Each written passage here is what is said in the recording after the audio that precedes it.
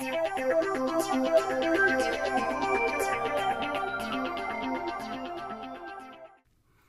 there, in this video I want to take you through building a predictive analytics model using Alteryx. Specifically, we're going to build a naive Bayes learner from Titanic data that I'm going to pull down from Kaggle.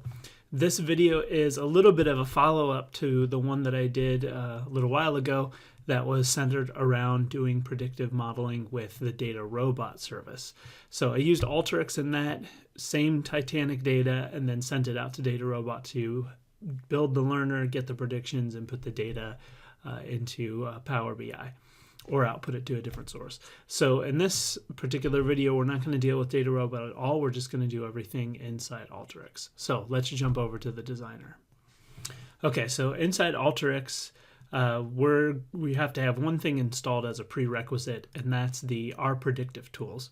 So if you click on the predictive tab, you should see a number of predictive models in here. One of those will be the naive Bayes classifier. You can see that there's a little R in the lower left corner there, let you know that it's part of the R predictive package. So if you don't have that particular tool downloaded and installed, you need to do that before we start. For the data component of it, we're going to go out to Kaggle, and we're going to go to the Titanic competition and pull the data down from that site. If you click on competitions, you'll get a list of all the active competitions. The Titanic one should be a competition that's active. Go over to the data tab here and download the training and the test data. You can download the gender submission if you want to as a sample. I have downloaded it, but if you don't want to do that, you just need the test and the training to get started. So once you've got those two downloaded, we can go back over to Alteryx here, and what we'll do is we'll start pulling in the data, and we'll just need to pull it in here with an input tool. The two data types, the training and the test data, are the two we'll work with. To start with, we need the training data since we need to actually train the naive Bayes learner here. So that's what we'll do. I've got it saved in my download folder here. There's my training data. If we look at the data inside the input tool, we see a couple sample records here. In the fields that we're interested in predicting here is the survived field. So a 0 means they didn't survive, a 1 means they did survive. We've also got the class that they were traveling in, their name, gender, age, and some other fields we'll dig into a little bit later. So that looks good.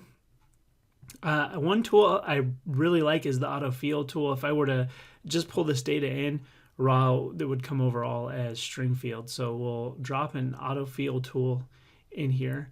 And then after the auto field tool, I just want to see what values were assigned. We'll do a select tool. So let's take those and let's just go ahead and run that now and see what the data looks like.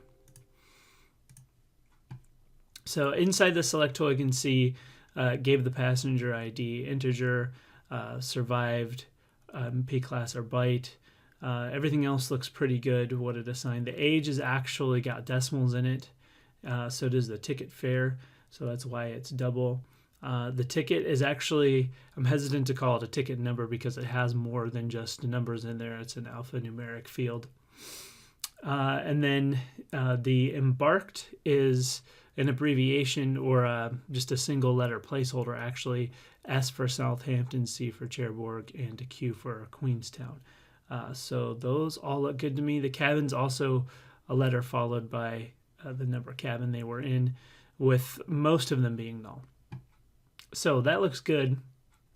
I'm going to actually run the naive Bayes learner the way it is right now, and it's not going to run, and I want to show you why that's happening. You may encounter it when you're trying to use the learner, so we can run through some of that together. So what we'll do is we'll call it Titanic underscore predictions, or we'll say predictor. All right, that looks good. Wants to know which field contains the value that we want to be as the target, what we're trying to predict. And you'll notice survived isn't in here. And the reason it's not in here is that our auto field changed it to a byte, and it can't be a byte if we want it to predict correctly. So we need to change that back. Actually, I'm gonna make it an integer, which is okay. Oh, actually, we'll make it a string. That's fine. And if I come back over to the Naïve Bayes learner, you'll see survived pops in there. And then we also need to choose the fields we want to predict with. And I'm going to choose them all, but then uncheck the passenger ID and then uncheck survived, since that's what we're trying to predict. And we'll leave the rest the way it is. I'm going to turn on one feature here, and that's the Laplace smoother or Laplace estimator. And what that does is any field that contains a value that isn't in the training set, when we move on to the test set, it will automatically put a placeholder value of 1 in for that field. So let me give you an example in theory, and then when it happens, when we run the test set, you'll know what I'm talking about. So this field here, the P arch, is actually how many parents that the passenger has on board traveling with them. And this field in the training set is a minimum value of 0 and a maximum value of 6, but in the test set, it has a maximum value of 9.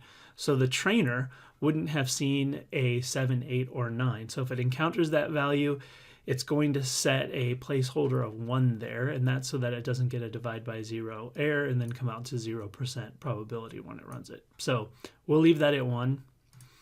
And then we'll go ahead and run it. And when we run it, we should get an error message here saying that there are greater than 50 categories created for one of the values. And so here, this error here, it's going to say ngrid1 is equal to 50, which is less than the number of levels.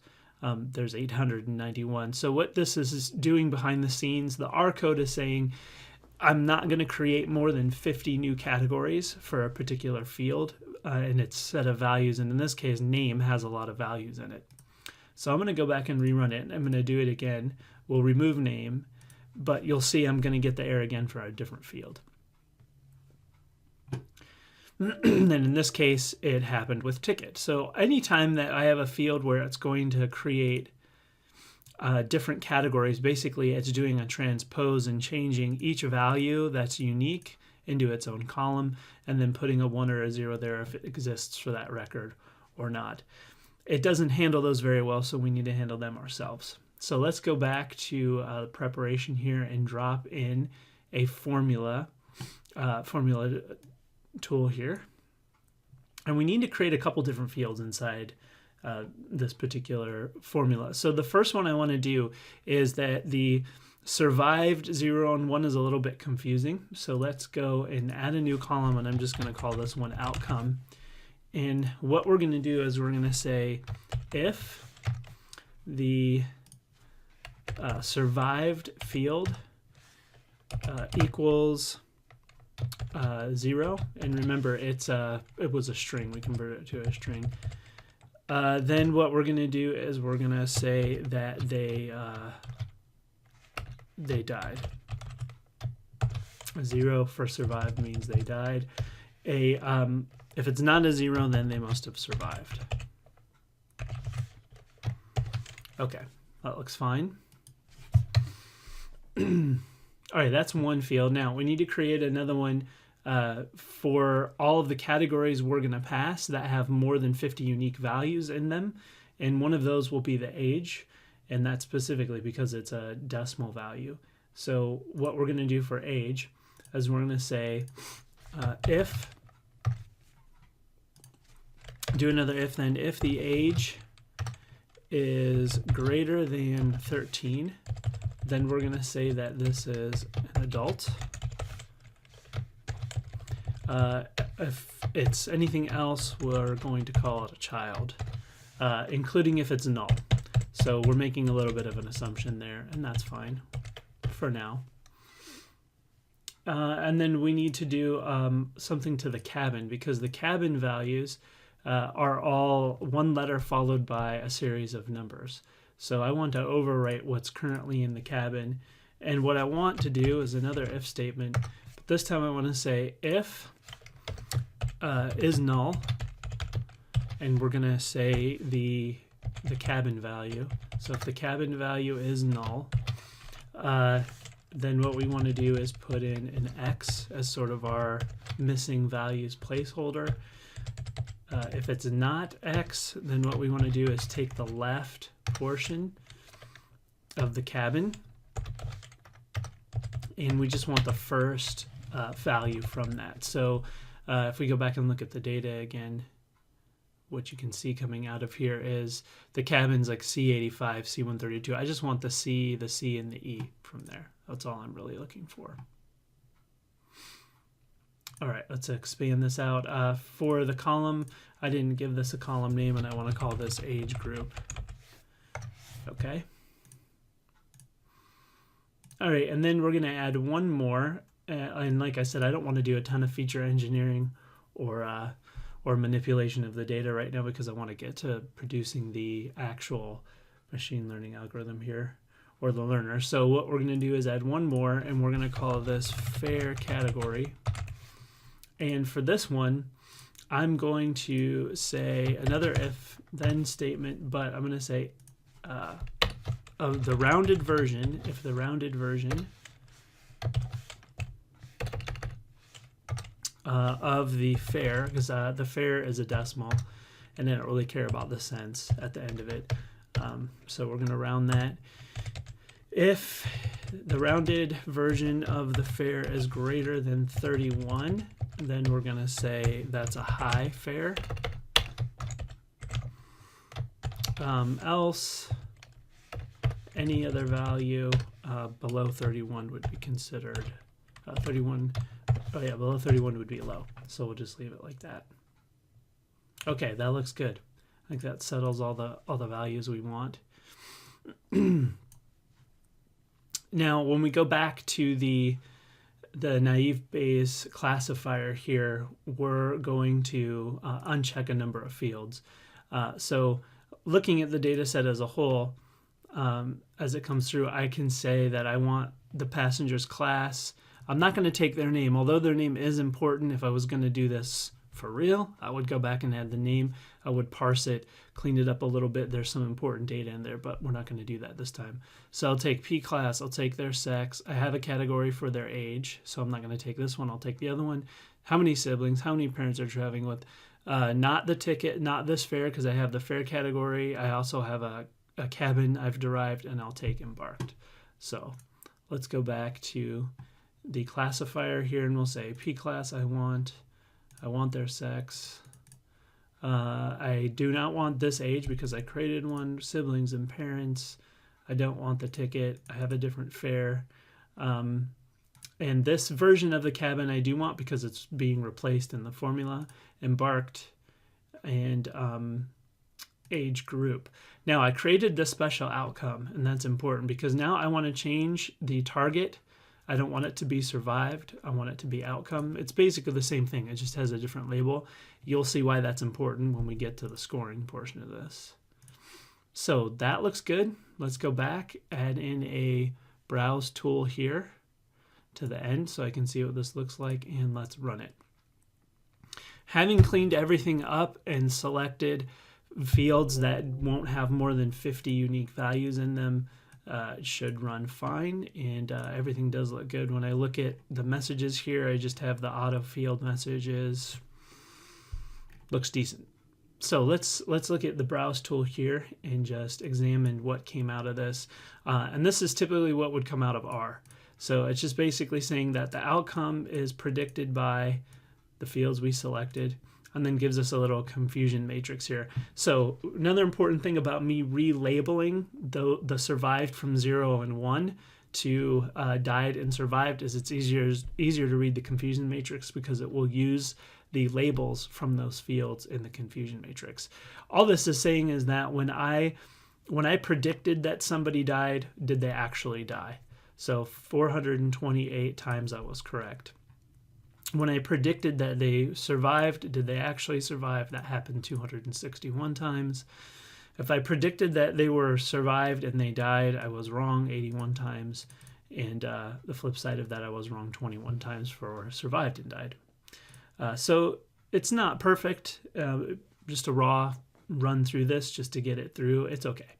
I'm going to end there. I'm not going to go through the other charts that are in there since we want to get to actually doing the second half of this. So the model's built, the classifier has been run.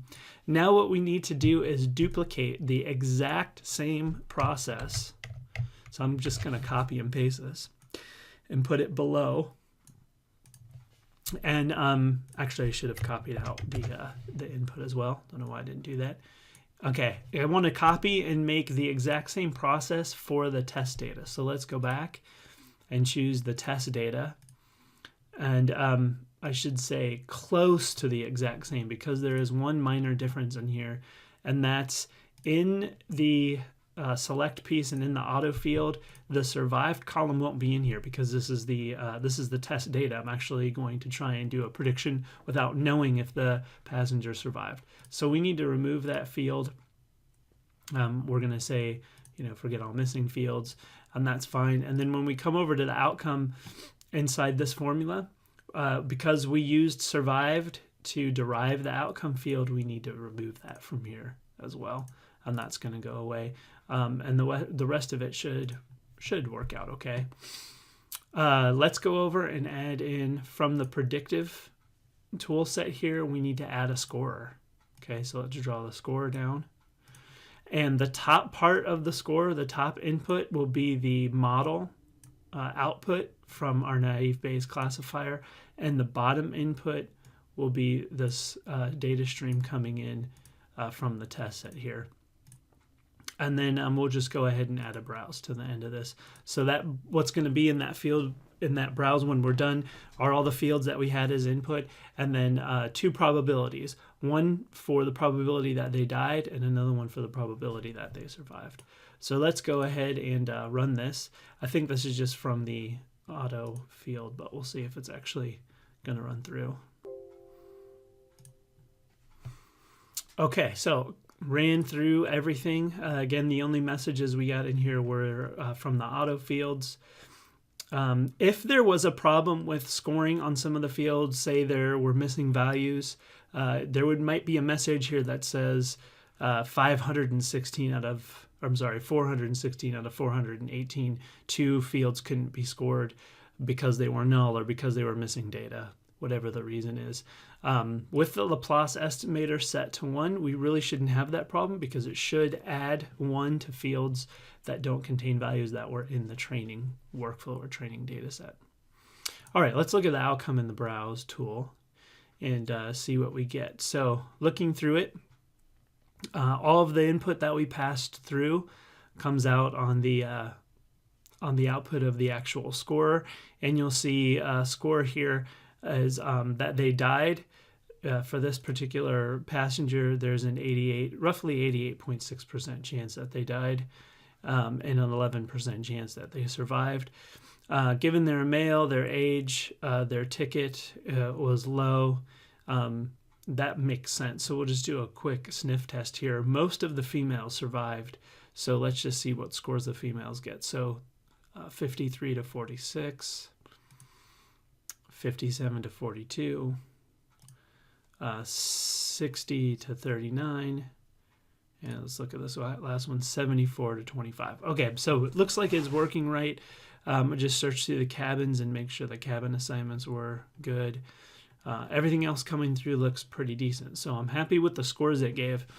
Now, I'm going to point out where the Laplace estimator works and where some issues could come in. So here's the whether or not parents were traveling with them. And if you go down here far enough, you'll find a passenger who had 9 people traveling with them. See if I can scroll through and find it real quick, and you'll see where the estimation for it comes through. There we go, just passed it. Okay, so this particular passenger, that value of 9 is not in the training set, it's just in the test set. So our Laplace estimator here for this category, as it lines up 0 and 1, 2, 3, 4, 5, 7, 8, 9, it'll automatically assign a 1 since that value wasn't present on the input set. Still got a high score that they died. If this Laplace estimator was set to 0, both of these probabilities would come out as 0 because it would have a divide by 0 error when it's trying to figure out whether they survived or died. Okay, that looks good. The last step that we would need to actually upload this to Kaggle is to take the output here, strip off all of the fields except the passenger ID, and then derive a new field called survived, because that's what the output file needs. And the output just wants a 1 or a 0, so we can't give it the probabilities. That's not what Kaggle is looking for. So whatever column died or survived had the higher value, then we would assign a 1 to that column and a 0 to the other, and then take that column in as our input to Kaggle. So that's a rundown of how to get the Naïve Bayes classifier to work. The big takeaways here: you can't have more than 50 unique values inside of a column, a categorical column. Naïve Bayes, the R program that's set behind it and the code set behind it won't let you handle that. Set your Laplace estimator at least to 1 to handle some missing data that may be coming in. And then on the back side, make sure you're deriving and doing all your feature engineering and get everything set up when you run it through the Naïve Bayes classifier. That's it. Drop a like, ask questions, let me know if there's anything else that I can answer or let you see on these videos. Thanks.